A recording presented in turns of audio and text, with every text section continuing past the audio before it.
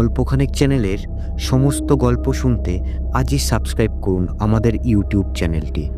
শুনতে থাকুন প্রেমেন্দ্র মিত্রের লেখা আজকের কাহিনী মাঝরাতের কল। সেদিন রাত্রে শহরের প্রায় বাইরে বহু দূরের একটা কল সেরে একলাই ফিরছিলাম। একে দারুণ শীত বছর, তার ওপর রাত অনেক হওয়ায় ঠান্ডা অত্যন্ত বেশি পড়েছিল। পুরো গোটা কত গরমের জামা থাকা সত্ত্বেও সব ভিত করে মনে হচ্ছিল ঠান্ডা হাওয়া আমার পাজরার ভেতরে গিয়ে ঢুকছে। আসছিলাম আমার পুরনো মোটরে। এ মোটর আমি আজ 10 বছর ধরে একাই চালিয়ে ফিরছি, কিন্তু এখন মনে হচ্ছিল সঙ্গে একজন সোফার থাকলেই বুঝি ভালো হতো। এই দারুণ শীতে স্টিয়ারিং হুইল ধরে সমস্ত হাওয়ার ঝাপটা সহ্য করার চেয়ে কষ্ট আর কিচ্ছু নেই। আমাদের শহরটি অত্যন্ত ছড়ানো, বড় বড় কয়েকটি রাস্তাকে আশ্রয় করে চারিধারে অনেক দূর পর্যন্ত সে বিস্তৃত হয়ে আছে, কিন্তু জমাট বাঁধেনি। অনেক সময় এক প্রান্ত থেকে আরেক প্রান্তের মধ্যে শুধু একটি নির্জন রাস্তা ছাড়া আর কোনো যোগ নেই। যে রাস্তা দিয়ে আসছিলাম সেটিও অত্যন্ত নির্জন। দুধারে মাঝে মাঝে হরিতকি বা মহুয়া গাছ, আর রাস্তার দুধারে শুধু শূন্য অসমতল মাঠ। তার ভেতরে বাড়িঘর নেই বললেই হয়। কে বাড়ি করবে এই নির্জন জায়গায়?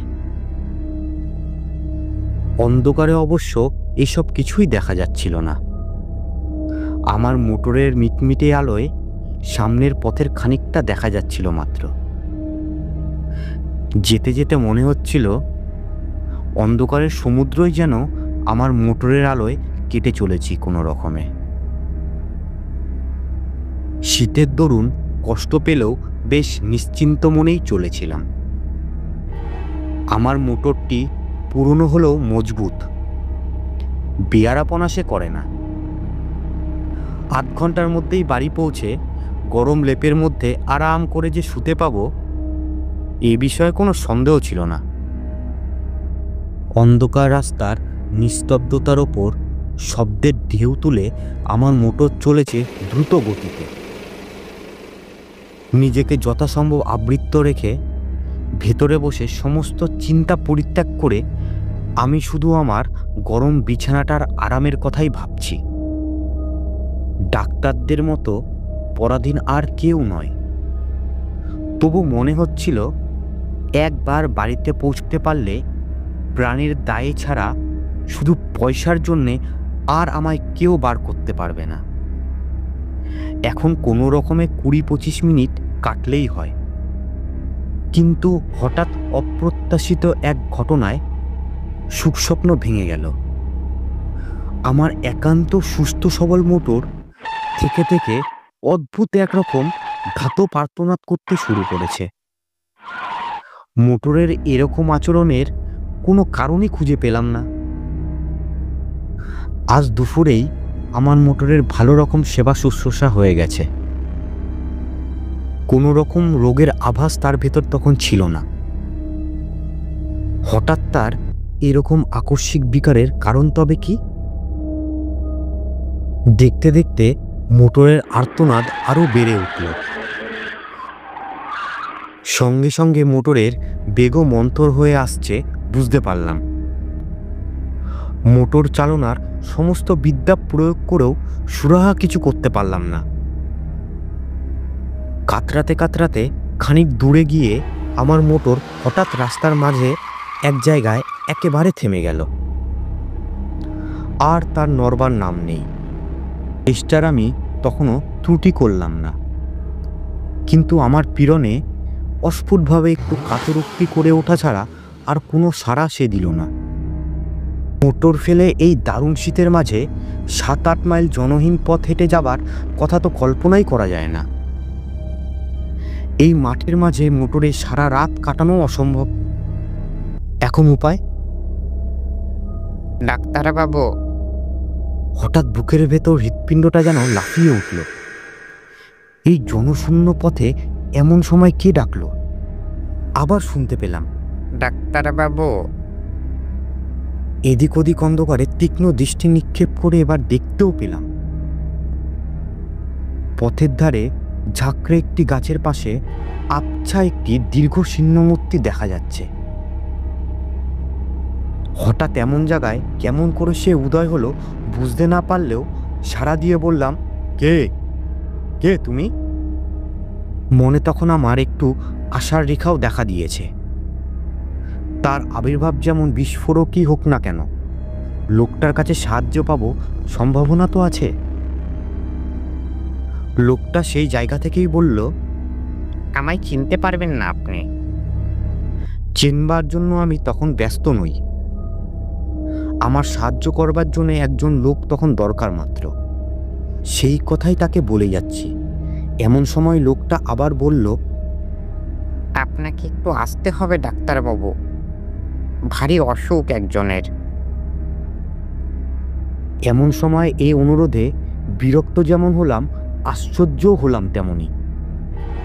ঠিক এই সময় রাস্তার ঠিক এই জায়গায় রুগী কি আমার জন্য তৈরি হয়ে বসেছিল? লোকটা আমার মনের কথাই যেন আঁচ করে বলল, এ ভগবানের দয়া ডাক্তারবাবু, এমন সময় আপনাকে এখানে পাবো স্বপ্নেও ভাবিনি, অথচ না পেলে কি বিপদেই যে হতো। বেশি কথাবার্তা তখন আর ভালো লাগছিল না। একটু বিরক্ত হয়েই বললাম, কোথায় তোমার রোগী? লোকটা এবার নিঃশব্দে অন্ধকারের ভেতরে একদিকে হাত বাড়িয়ে নির্দেশ করল। সেদিকে চেয়ে দেখলাম সত্যি দূরে একটা বাড়ির আলো যেন দেখা যাচ্ছে। এরকম নির্জন প্রান্তের মাঝে এরকম বাড়ি খুবই কম থাকে। হঠাৎ এরকম জায়গায় এমন সময় যাওয়াটাও একটু বিপজ্জনক। তবে শত্রু আমার কেউ তো নেই, এবং সঙ্গে টাকা কড়িও নিতান্ত সামান্য, এই যা ভরসা। একটু ভেবে নিয়ে জিজ্ঞাসা করলাম, কি অসুখ? উত্তর এলো, জানি না ডাক্তারবাবু, কিন্তু অত্যন্ত সঙ্গীন অবস্থা, তাড়াতাড়ি না গেলে বোধহয় বাঁচানো যাবে না। দোহাই আপনার, চলুন ডাক্তারবাবু। কোথায় নিজের বিপদ সামলাবো? না, হঠাৎ রাস্তার মাঝে মাঝরাত্রে যেতে হচ্ছে পরের চিকিৎসায়। তবু ডাক্তার মানুষ, জীবন মরণের সমস্যা শুনলে চুপ করে বসে থাকতে পারা যায় না। বাধ্য হয়েই তাই বললাম, চলো। মাঠের ওপর দিয়ে সরু একটু পথ, অন্ধকারে ভালো করে দেখাই যায় না। তাই ধরেই লোকটার পিছু পিছু মিনিট পাঁচে খেটে একটি বাড়ির উঠানে এসে দাঁড়ালাম। সামনে একটি ঘরের দরজা থেকে আলো দেখা যাচ্ছে। সেই দিকে দেখিয়ে লোকটা বলল, ওই ঘরেই রুগী ডাক্তারবাবু, আপনি যান, আমি এখনই আসছি। অন্ধকারের ভেতরে বুঝতে পারছিলাম বাড়িটি বিশেষ সমৃদ্ধ চেহারার নয়। গুটি চারপাঁচেক ঘর এবং একটুখানি ঘেরা উঠান। ঘরগুলিও সব পাকা ছাদের নয়, দুপাশে খোলার ছাউনি। লোকটার কথা মতো সামনের ঘরে এবার গিয়ে ঢুকলাম। ঘরটি আয়তনে বিশেষ বড় নয়, তার ওপর নানান আকারের বাস্ক পেত্রায় বোঝাই বলে ভেতরে নড়বার চড়বার স্থান অত্যন্ত অল্প। দরজার মুখোমুখি একটি জানলা। সেই জানলার ধারে মিটমিট করে একটি কেরোসিনের লণ্ঠন জ্বলছে। সেই আলোতেই অস্পষ্টভাবে দেখা গেল দরজার বাধারে একটি চারপায়ায় অত্যন্ত শীর্ণ এক ভদ্রলোক শুয়ে আছে। আমি ঘরে ঢুকতেই তীক্ষ্ণ স্বরে তিনি বললেন, এসেছেন ডাক্তারবাবু? আপনার দয়া কখনো ভুলব না, বসুন। ঘরের ভিতর এদিক ওদিক চেয়ে বসবার জায়গা একটি দেখতে পেলাম। জানলার কাছে গিয়ে চারপায়া থেকে অনেক দূরে একটি বেতের মোড়া। সেটি টেনে চারপায়ার কাছে আসবার উদ্যোগ করতেই ভদ্রলোক আবার তীক্ষ্ণ স্বরে বলে উঠলেন, বসুন বসুন, এইখানেই বসুন, আগে আমার রোগের কথা বলি, শুনুন। একটু হেসে এবার সেখানেই বসলাম। রোগীদের নানা অদ্ভুত বাতিকের সঙ্গে আমার যথেষ্ট পরিচয় আছে। বুঝলাম খানিকক্ষণ ধরে নিজের রোগ সম্বন্ধে ভদ্রলোকের নানা মতামত এখন আমায় শুনতে হবে, না শুনলে নিস্তার নেই। ক্ষীণ স্বরে প্রথমেই তিনি আরম্ভ করলেন, আমার রোগ সারাতে আপনি পারবেন না ডাক্তারবাবু। বাঁচাতে পারবেন ডাক্তারবাবু? একটু হেসে বললাম, সেই চেষ্টা করাই তো আমাদের কাজ। আর বাঁচবেন নাই বা কেন? একটু অদ্ভুত হাসির আওয়াজ এলো খাট থেকে। বাঁচতেও পারি ডাক্তারবাবু, কেমন? বললাম, পারেন বই কি। কি তেমন আর হয়েছে আপনার? না, তেমন আর কি হয়েছে? ভদ্রলোক আবার যেন হাসলেন। তারপর বললেন, ডাক্তারদের অনেক ক্ষমতা, তাই না? কিন্তু ধরুন তাতেও যদি না বাঁচি, যদি আজ রাতেই মারা যাই? রোগীর এই অধ্যন্নত্ব প্রলাপের উত্তরে কি যে বলবো কিছুই ভেবে পেলাম না। মনে মনে তখন এই বিলম্বেই অস্থির হয়ে উঠেছি। রোগী আবার বললেন, যদি আপনি থাকতে থাকতেই মারা যায় ডাক্তারবাবু, কি হবে তাহলে? কে আপনার ফি দেবে? আচ্ছা, রোগীর পাল্লায় পড়া গেল তো। বললাম, যদি নিহাতি তাই হয় তাহলে ফি নাই পেলাম। আমরা শুধু ফির জন্যই সব সময় আসি না। তা বটে, তা বটে। পৃথিবীতে ভালো লোকও আছে, পৃথিবীতে মনুষ্যত্ব এখনো বেঁচে রয়েছে, তাই না ডাক্তারবাবু? কিন্তু আপনার ফির ব্যবস্থা আমি করে রেখেছি ডাক্তারবাবু। হঠাৎ যদি আমি মারা যাই, ওই বাস্কটি খুলে ফেলবেন, বুঝেছেন ডাক্তারবাবু? ওই বেতের ছোট্ট বাস্কটি। ভদ্রলোকের স্বর আরও মৃদু হয়ে এলো। ওই বাস্ক থেকে আপনার প্রাপ্য টাকা নেবেন, আরও একটা জিনিস নেবেন ডাক্তারবাবু। বলুন, নেবেন তো? একটু বিরক্ত হয়েই বললাম, কি? কিছু না ডাক্তারবাবু, একটা কাগজ, কিন্তু ভয়ঙ্করই দরকারি কাগজ। এই কাগজ ওখানে আছে, শুধু আপনি আর আমি জানি, আর কেউ জানে না। জানলে আর ওখানে এটা থাকতো না। ভদ্রলোক একটু চুপ করে থেকে একটু হেসে আবার বললেন, এ বাড়িতে কাউকে না দেখতে পেয়ে ভাববেন না যেন আমার কেউ নেই। আমার অনেক আত্মীয় আছে, ওট পেতে আছে আমার মরার অপেক্ষায়। শুধু তাদের বিশ্বাস আজ আমি হয়তো মরব না, তাদের বিশ্বাস মরবার আগে আর আমি কিছু করব না, তারাই সব পাবে। আমি এবার বলতে যাচ্ছিলাম আপনার অসুখটা সম্বন্ধে।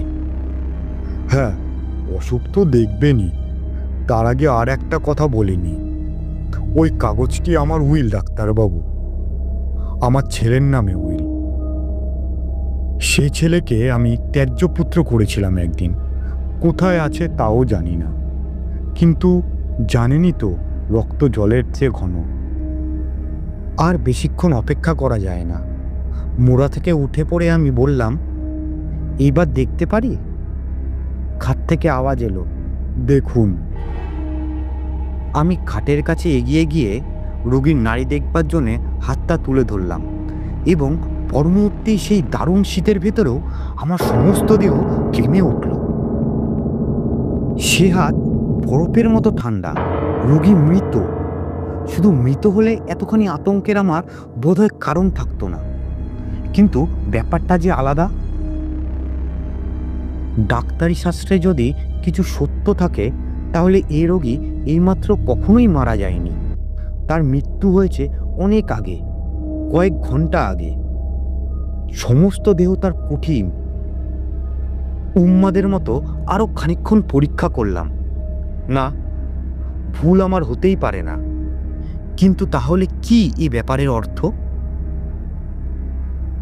তখন কিন্তু স্থিরভাবে কোনো চিন্তা করবার আর ক্ষমতা নেই আমার। আতঙ্কে আমার বুকের স্পন্দন পর্যন্ত যেন থেমে আসছে। হঠাৎ জানলার কাছের বাটিটা দপদপ করে নেচে উঠল। সেটা একবার নেড়ে দেখলাম, তাতে তেল এক ফোঁটা নেই। প্রান্তরের মাঝে নিস্তব্ধ নির্জন বাড়িতে এই ভয়ঙ্কর অবস্থায় আমি একা। রাতের আলোটুকুই যেন আমার একমাত্র সহায় ছিল, তাও নিভতে চলেছে দেখে। আমি দ্রুত পদে ঘর থেকে বেরিয়ে পড়লাম। বুঝতে পারলাম পেছনে আলোটা আর কয়েকবার নিচে নিভে গেল। তখন আমি উঠান ছাড়িয়ে এসেছি প্রায়। কিভাবে তারপর অন্ধকার প্রান্তরের ভেতর দিয়ে ছুটতে ছুটতে এসে মোটরে উঠেছিলাম তা আমার আর মনে নেই। মোটর চালিয়ে শহরের মাঝ বরাবর আসবার পর আমার যেন স্বাভাবিক জ্ঞান ফিরে এলো। সবচেয়ে আশ্চর্য ব্যাপার মনে হলো মোটরের এই চলা। খানিক আগে অদ্ভুতভাবে যে মোটর বন্ধ হয়ে গিয়েছিল, হঠাৎ এবার বিনা চেষ্টায় আপনা হতে সে মোটর এমন শুধরে গেল কি করে? তার পরদিন দিনের আলোকে লোক সঙ্গে করে নিয়ে সেই প্রান্তরের মাঝেরকার বাড়ির নিঃসঙ্গ রোগীর শেষ ইচ্ছা পূরণ করবার ব্যবস্থা করেছিলাম। তার ছেলেই আজকাল সমস্ত বিষয়ের মালিক। সেদিনকার রহস্যের স্বাভাবিক মীমাংসা আমি এখনো করতে পারিনি।